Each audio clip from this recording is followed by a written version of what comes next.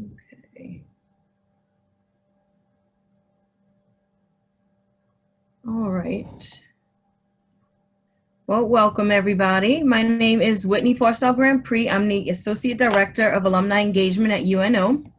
I want to thank you for joining us. We do these weekly webinars every Wednesday. And this Wednesday, we have Mr. Robert Baer. So I want to welcome Mr. Robert Baer for joining us.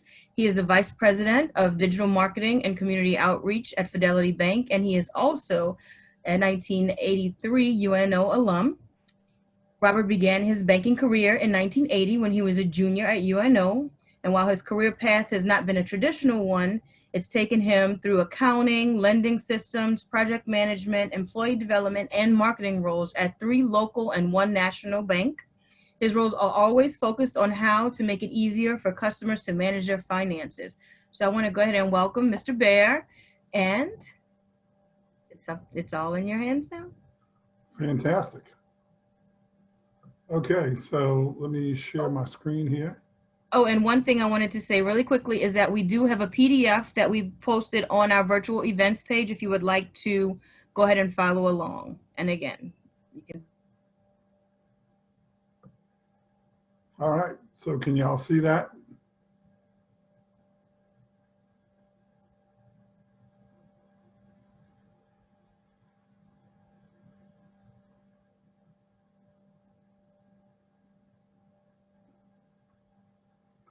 All right, so let me know that you can see that slide, can y'all?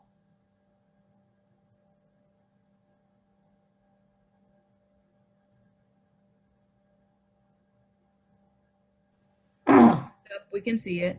All right, good.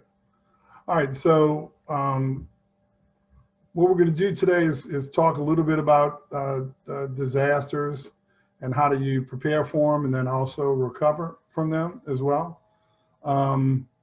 This is a module that is part of a program that we work with the FDIC on called Money Smart. The handout that was mentioned earlier contains some activities that we're not necessarily going to go through today due to time constraints, but it is something that you can work with post-class, and it'll give you a really good idea of putting a plan together to make sure you are prepared for disasters and hurricanes and those types of things. There is a survey as part of that as well. But let's talk a little bit about what the section 1, what the key takeaway is going to be. If you're prepared, you are going to be able to save time, money, and stress when a disaster strikes by making financial preparations. We were talking as an organization about how we could help the folks in the areas that were hit by the most recent hurricane. And one of the things that we came up with was that really what folks need now is cash. So while it's a good thing to you know, donate diapers and clothes and all of that stuff, a lot of folks need money so that they can make some of the decisions that they need to get themselves back on track. So, you know, when we talk about money, one of the things you're going to want to do is make sure that you have enough cash with you when you evacuate, so that you can take care of the things that you need to. You know, how a disaster can affect your finances. You've got some immediate needs. You know, you're worried about food, clothing, shelter. Then you got to figure out what you're going to do with repairing or replacing items either in your home or your automobiles. Ongoing cost of, you know, clothing and materials. Identity theft, you do have to worry about that. Unfortunately, there are a number of people who make their living by preying on folks that in stressful times, and so they'll between identity theft, people doing scams, saying they're going to repair your home and maybe not, access to financial resources we're going to talk a little bit about, and then what are some of the penalties that you end up incurring if you miss payments. I will tell you that financial institutions have gotten much more in tune with when areas are hit by major events, and they do offer different programs like skipping payments and not charging interest and those types of things. So you do have the ability to reach out to those institutions, and if you let them know that you're in a situation, they will work with you on helping you with your finances. So for example, even with COVID, you've got financial institutions that are setting up programs where you can delay your mortgage payments and those types of things. So the best thing to do is to be prepared in advance. And I kind of I kind of use the analogy of if you're going on a trip, and I'm a big Disney fan. And what I will tell you is that if you sit down before you go and you say, we're going to do this, this, this, this, and this, you get a lot more done than if you just happen to wing it, the day that you get there. And so from a financial standpoint, you really do want to think about whether or not you have the right insurance set up. Do you have an emergency savings fund? Do you have some cash to take with you?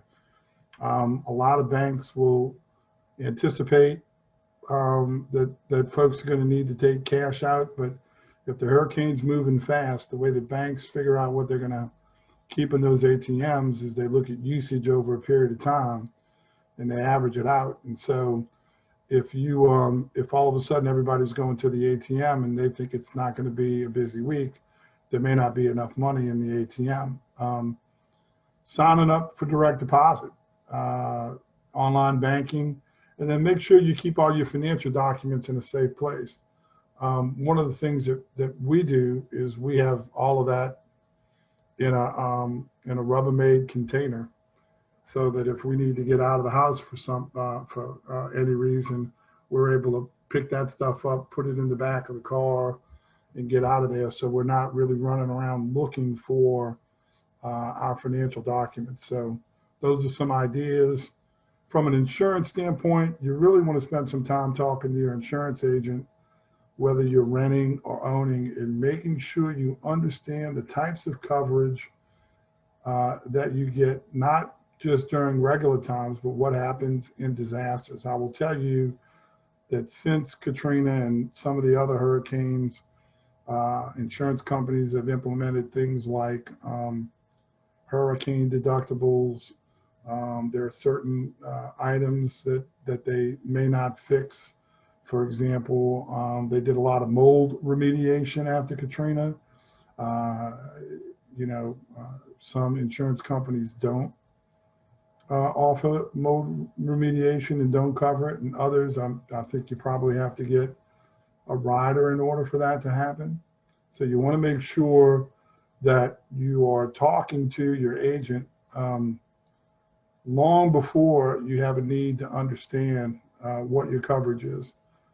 Same thing goes for whether you're renting or you own your home. And if you're a business owner, you've got the same situation there. What's covered, what's not covered. And so you just want to make sure you're prepared.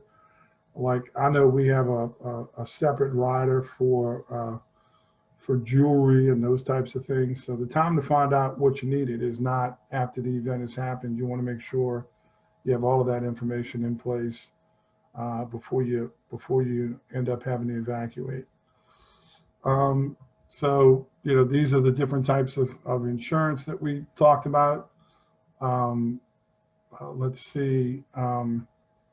So there is an activity for you to in that participant guide, for you to actually kind of sit down, talk. If you have a significant other, sit down, and these are one of those conversations that you don't really like to have, because you end up having to address situations that could be a little scary. But trust me, you're much better prepared to manage it and deal with it if you're prepared than if you don't have that conversation. So after we're done over the next couple of days, pull out that participant guide and go through some of these worksheets and actually, determine whether or not you've got the right type of insurance, whether or not you're covered. And of course, there's always a cost benefit analysis. You could be insured to the gills and not have any money to buy food. And so you want to make sure that based on your particular situation, that you have the insurance that you think is best for you during this type of situation. Setting money aside as an emergency fund. You should probably have an emergency fund regardless, because you never know what's going to happen. You could have, something happen in your house, some of your, your refrigerator, your stove, your washer, your dryer. But as you feel much better off knowing in a situation like what just happened in Lake Charles, that you have money aside so that if you need to do something, get out of town, spend a few nights in a hotel room, you want to make sure that you have the money that you need. So you want to make sure that it's realistic. It's something you have to, take your time with. My recommendation would be that if you're going to put together a savings plan, I would set it up so that either at work or at the bank automatically transfers money into that account on payday. That way it's not in your check, you don't see it. Depending on the type of willpower you have, some people set these accounts up at other banks than their normal banking relationships, because it's a little more challenging to get the money out. It's really easy to transfer money back and forth between your accounts if they're at the same bank. But if you've got it at another location, then if you don't have the willpower to do it, it makes it a little more difficult. And so, just a little, a couple of ideas on how you can manage that. You also want to keep some cash in a safe place. Figure out some place in your house. Wouldn't leave it in your car, because if you go someplace and you valet park the car, they have access to it. And again, you may want it to be part of a larger emergency kit. So if you got a Tupperware container or one of those storage containers you can get from Target, maybe you want a little Ziploc bag in there that's got, insurance papers and birth certificates and Social Security cards and some money that you need in case of an emergency. Another thing that you really want to make sure you take advantage of is direct deposit. I really don't think, if anybody has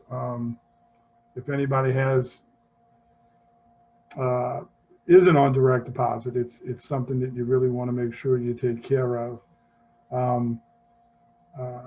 That way, that the funds are being deposited in your account. If you're in a situation where you're not able to go back to the office,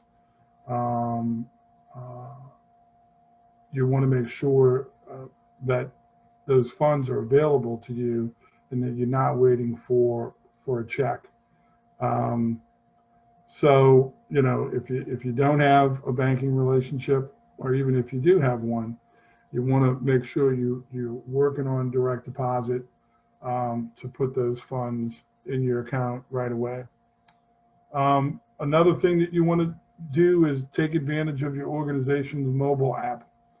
So whether it's online banking or mobile banking, these things have come a long way from when they first came out, and you really can do just about everything that you need to do on your mobile app and on those online banking sites. So you can do bill pays, you can deposit checks, you can transfer money to people, you can send messages to your financial institution. So even if the brick and mortar of the locations are not up and running, the bank itself is still operational. If you're not an IT person, I'll give you a quick rundown of, you know, most banks have disaster recovery sites. They're called hard sites. And so let's say something happened here, and, you know, let's talk about during Katrina. The branches for most banks were not open for, you know, maybe 6 weeks, right? But online and mobile was available, and the ATM, being able to get money out of ATMs was available as well. And so even if if you went over to Dallas, and you had online mobile banking, um, you could still have access to your funds and pay your bills and do the things that you needed to do electronically.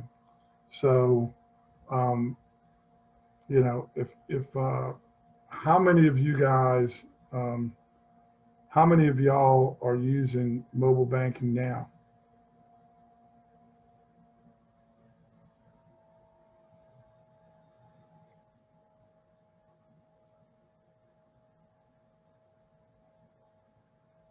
Okay. Um, Another thing that you want to do is you you want to have hard copies of all your important financial documents, correct? Um, but you probably want to scan those, and if you take advantage of some of the cloud storage systems, then you can get access to those documents whenever you need. So you want to make sure that you've got the most recent records up there, whether it be insurance policies, um, you know, automobile documents, mortgage documents, any financial record that you think is important for you. You want to make sure you you have stored and you're able to get access to it. Another thing that has worked out really well is FEMA gives you these emergency financial first aid kits. So if you want to go on to FEMA.gov and search for EFFAK, they'll give you access to um, information about what you should take with you, and you want to supplement that based on individual needs that you have for you and your family. So let's kind of stop there, and if we want to unmute, if anybody has any questions so far.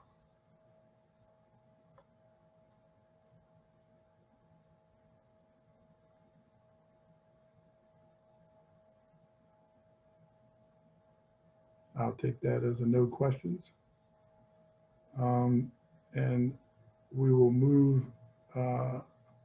Remember that the key takeaway here is if you want to save time, save money and stress, when a disaster strikes, make sure you've got the right financial preparations in place. It'll definitely make a stressful situation less stressful. So how do you recover from a disaster? Okay. You want to make sure that you have a plan in place. I'm sure, let's not talk about hurricanes, let's talk about COVID. I'm sure if you were not impacted by COVID, you know someone who was impacted by COVID that either were furloughed, their jobs were eliminated. You know, folks that worked in the restaurant industry. My wife works with someone whose husband is a bartender at Lafitte's blacksmith shop, and he did very well. And a lot of it was, you know, tips and those types of things. Well, since all of this started, he might have worked 10 days since March. So you want to make sure, you know, that you have you know, the general rule of thumb is that you, if it's possible, you would like to have 6 months of monthly expenses saved in case the situation hit where you needed it. Luckily for most of us, you know, outside of Katrina, we never really had a situation like that. And after Katrina, in the last 15 years, we haven't. But, you know, now, today is not the time to prepare for what COVID has done to a lot of people, okay? So the things you want to think about is, you know, do you have property? What are you going to do with your home? How are you going to handle your income? How are you going to handle bills and expenses? And then how do you protect your money? So other than your home, you want to get back and assess the damage. I don't know if you guys remember when that tornado hit New Orleans East. There were people that had drones, and they would send the drone footage to their insurance company, and the insurance company was using that to show that the house was damaged. One person, in their wisdom, which turned out to be very good, actually flew a drone over the path of the tornado. And so you were able to see, um, the path. And if your home was in that viewing area and you didn't have a drone, it was very easy for your insurance company to see what had happened and start making claims on your house. But, you know, if you can, you want to get there and assess and document the damage. You want to make sure your insurance company is aware of what happened. Unfortunately, there are people that take advantage in this situation as well. They go in, they know nobody's home, they see what they can do and take what they can get away with. So the sooner you can get back to store your valuables and get them out of the house, the better off you're going to be. And then you have to, you know, if your automobile is impacted, you know, how are you going to get there and look at your home? And then how do you repair, replace, or borrow any of the technology that you have in your house that you're going to need to take care of? For your house, you want to continue making payments or contact the lender or landlord. I think we talked a little bit about this. In a lot of cases, the financial institutions, if you're in an impacted area, will allow you to, you know, not make payments for several months. And in some cases, they would want you to pay all of that back, which kind of really doesn't make sense. Once everything gets back to normal, in a lot of cases, they're allowed to add those payments on to the back end of your loan. So if you had 48 months left to pay your house off and you didn't make payments for 6 months, then you would end up having, you know, you'd still have 48 months, but they'd move it back. So most lenders, you know, it used to be that you would have to call them. Now, when the COVID situation started, on all of their websites, they were documenting and letting folks know that they have assistance. Part of what I do at the bank is manage our website. So I always go to look at other organizations' websites and other financial institutions that I have relationships with. You know, I don't do the automatic payments because once a month I want to go look at the website. I want to log in, look at their online banking systems, see how they work and those types of stuff. And I will tell you that during the current situation, when everything kind of started happening, everybody automatically put up, hey, look, if you're having trouble, reach out to us. We've got people here that can help you.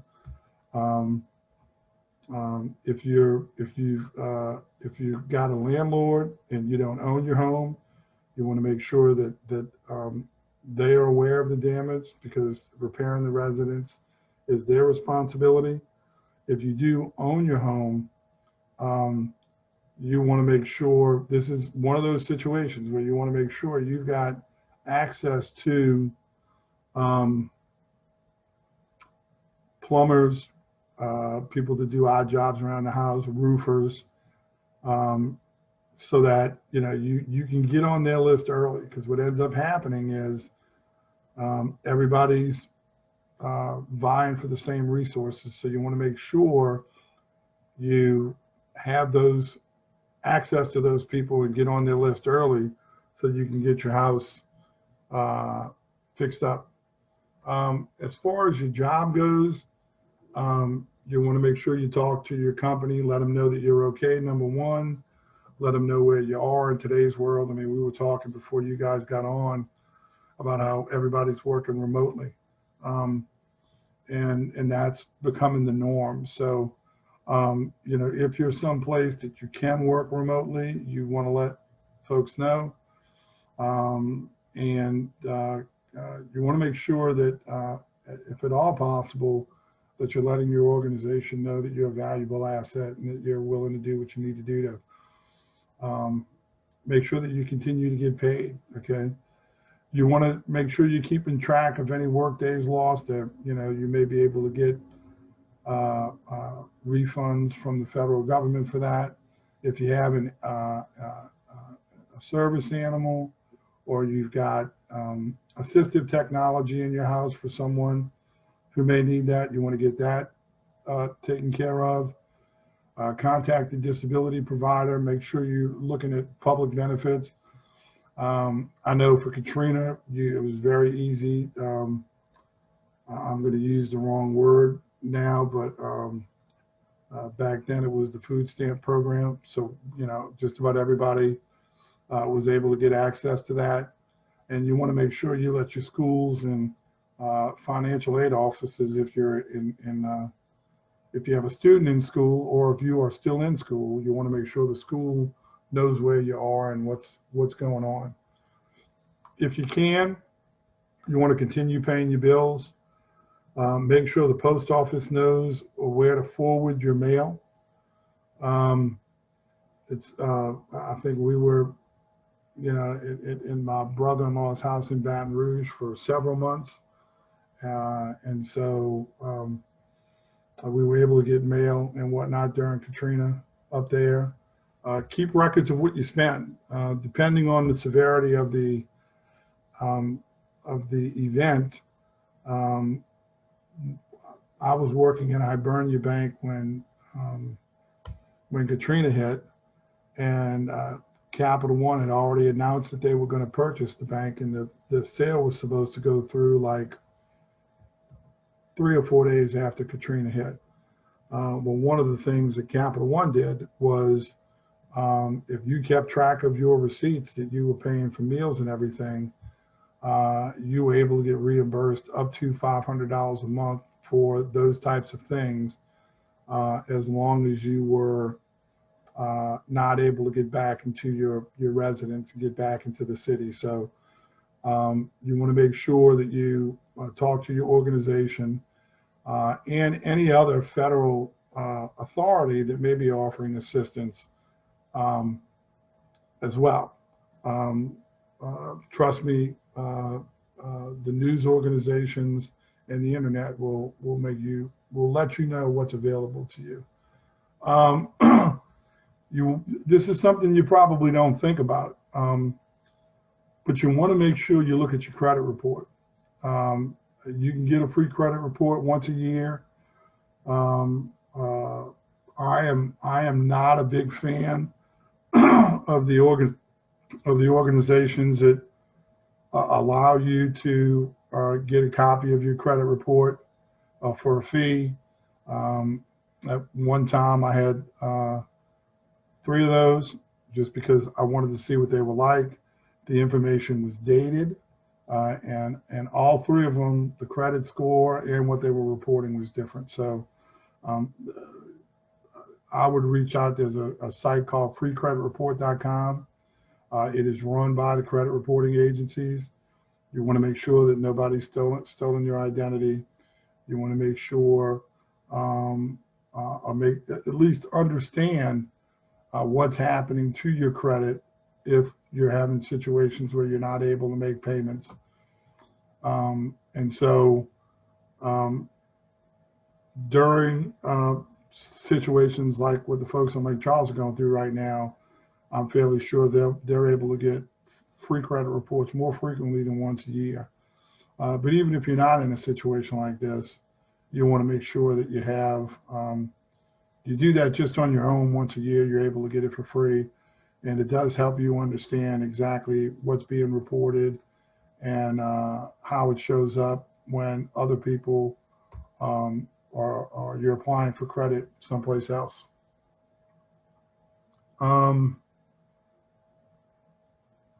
So, you know, we talked about this earlier. You want to be proactive. So you want to make sure you do it, contact the company directly and do it early.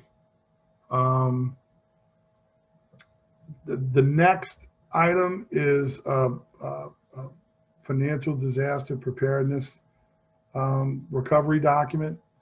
You really want to take some time going through this and documenting, you know, what are the things that you have to think about. It's probably something you want to update maybe twice a year. You may have assets come into the house that you don't think really a whole lot about, you know, whether it's new jewelry or, you know, if you buy a new dishwasher, you buy a new appliance, a new washer and dryer, the amount of money that you're going to get reimbursed for a washer and dryer that is brand new is going to be a lot different than what you're going to get reimbursed for a washer and dryer that's 12 years old. And so you're going to need proof that you purchased that. So again, another one of those situations where you need to be keeping those documents in a safe place and have them all with you when you leave. I know I keep talking about Katrina, but when we got back into our house, the washing machine didn't really have any damage in it from Katrina. We knew somebody that worked at Energy. We had a pass to come in. We didn't really have a lot of flooding where I live.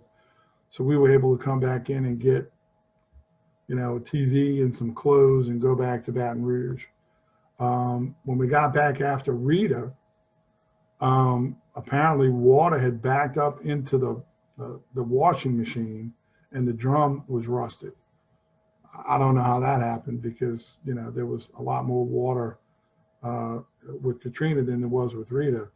And we had to go to the insurance company and let them know, hey, look, you know, this wasn't here before. So, you know, if you can, you want to take pictures of how your house looked when you left.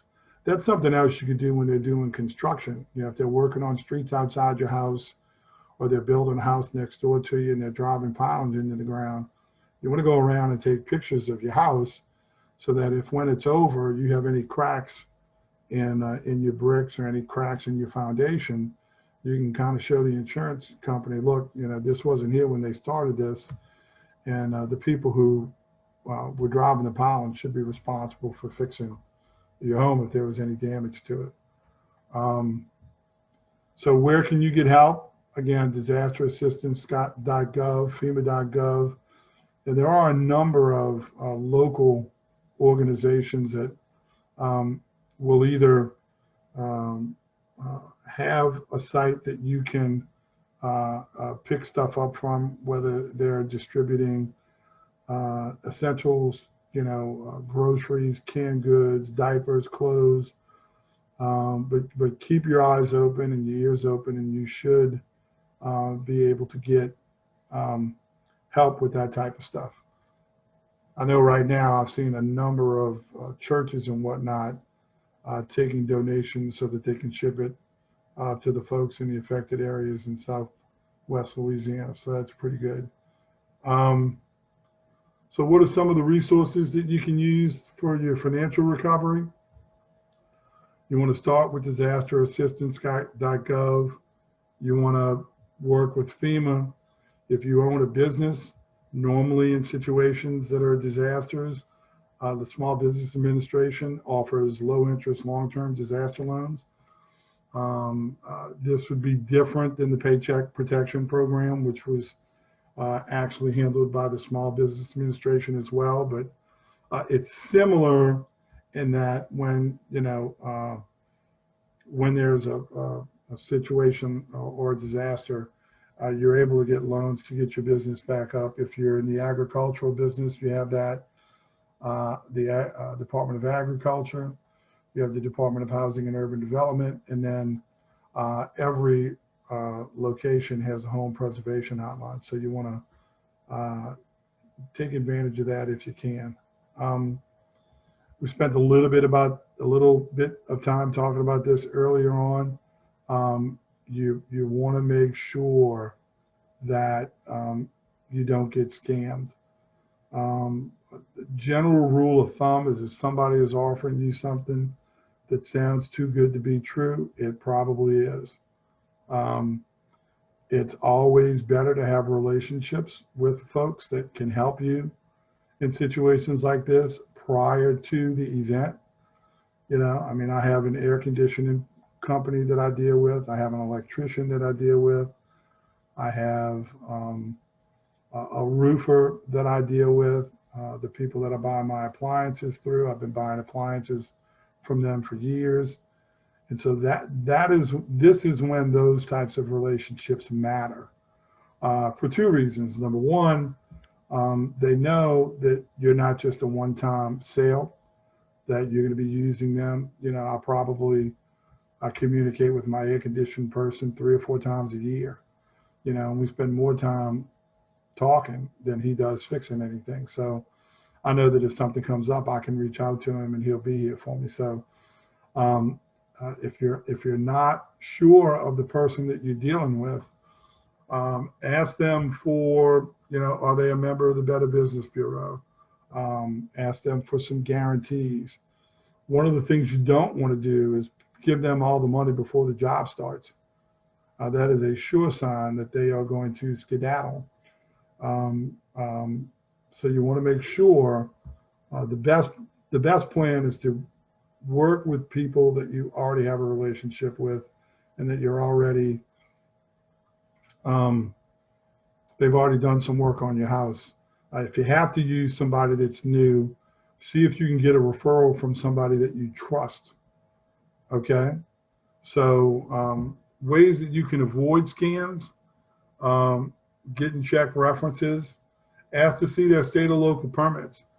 There are folks that when situations like this happen, and I don't want to make it sound bad because there are tons of people like the Cajun Navy and those types of folks that are really going out and working really hard to help their fellow man and help locations that are impacted to storms and whatnot.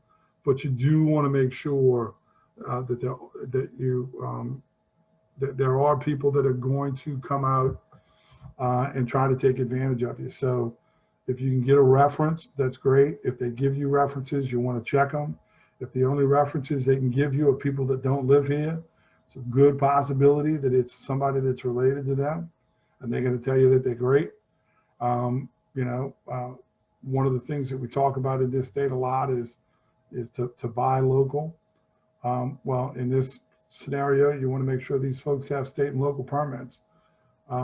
You don't want to pay in full up front. We talked about getting and paying receipts, and make sure you're not paying for services that should be free. A lot of times, somebody will tell you, look, I can get this done for you quickly, but it's going to cost you. That should be a telltale sign that you probably don't want to be working with that individual. And some other tips: you want to make sure that you research the organizations that you're not familiar with. Protect your information, monitor your credit reports, and read scam alerts and report scams. I don't know if any of y'all are getting these, but in the last 2 weeks, I've gotten 3 text messages from somebody saying that they have a package that I ordered 3 or 4 months ago, and they just located it, and they need me to contact them so that they can send me the package. You can do a reverse lookup on Google of the phone number, and if it's a scam, it'll tell you. You know, first off, if I got that from my wife, I would believe it because uh, Amazon and the grocery stores and Target, I feel like we get at least one delivery a day. So I know she's ordering stuff, and missing a box could happen. I never have something shipped to the house. So this is something for you to look at, you know, even outside of either the pandemic or what's going on in Lake Charles. That, you know, if folks are reaching out to you, telling you that they have something for you, you know, one of the first things you can do, if even if you get a phone call or you do call them, think about whether or not they should have information on you. Okay. So if I get a call from somebody that says they're with a bank and they ask me to give them my social security number, I say, well, it should be in your system. You should know it. Why do you need it from me? You know, or, you know, other information that you know that organization should have on you. And if they don't, then it's another telltale sign that you want to probably not do business with that person. You know, go to show you, you know, when we stayed at my brother-in-law's house in Baton Rouge, one of the things when you're applying for credit or when banks are trying to verify who you are is they look at previous residences. So I've lived in this house for about 30 years. I spent about 6 months at my brother-in-law's house. So, and I had an apartment before I moved here. And my brother-in-law's residence and the apartment still show up in the out-of-pocket questions when somebody's trying to verify who I am, where they ask the question, you know, which one of these is someplace you've lived or which is one of these that you haven't lived. And so, you know, when you send in your information to the post office and you tell them that you're living somewhere else, that's going to come up again and again through your financial life as you're working with other organizations. The good news is that it also helps organizations identify that you are you. One of the other things that I do a lot of is, regardless of the organization, the financial institution that I'm working on, is I always set up that they need to send me a code to get into the mobile app. It's an extra step, but one of the things it does is if somebody is logging on to your mobile app for whatever reason, they've got your credentials, they got your ID, they got your password, they don't have your SIM chip, okay? So if you're not logging into your mobile app and you get a message from your bank that says, hey, here's your code to log in, you know right away, hey, somebody's logging in and it's not me, or they're trying to log in. So, you know, yes, you know, it's an extra step, and yes, it's, you know, a little bit of trouble, but it's going to take less than a minute. And it's another way for you to, it's called multi-factor authentication. You want to make sure that you have that information. It's coming to you, so you get the idea if anybody is trying to access your accounts. We're almost done. There's another activity about spotting red flags. You want to read through that and make sure you're can get the idea of things that you should be paying attention to. And then after the disaster, you want to make sure you adjust your financial picture. Are you making more money? Are you making less money? Do you have more expenses, less expenses? It's very easy when you get a big check to say, okay, I've got this money for fixing my house, but I'm going to use it for some other stuff. You really don't want to do that, okay? Because your financial institution and your insurance agency is sending you money to bring your residence back up to the value that they have insured. And if you know they send you money for that and you use it for other things, on the insurance side, you know, they can arrest you for insurance fraud. And on the bank side, they can do things relative to your loan because the banks are assuming that the residence is at a certain value, and if you're not keeping it up to that value, they could have situations with you. So really make sure you don't do that with those funds. So the key takeaway here for the section 2 is you want to develop a plan so that you can recover financially, and you want to watch out for scams. The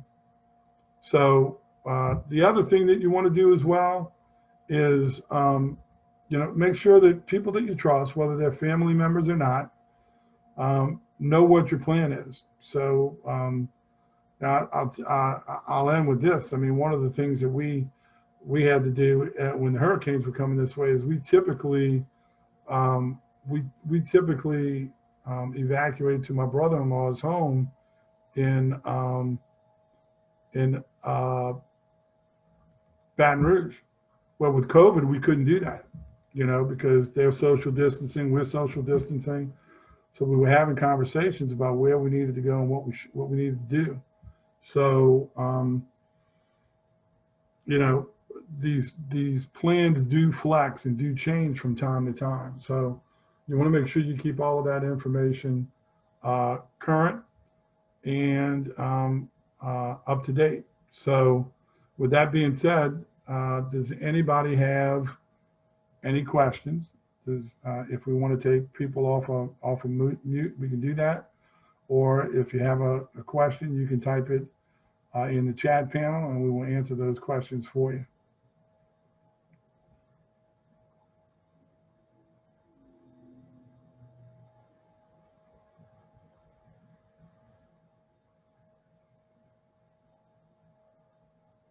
All right. Well, I am not seeing anything.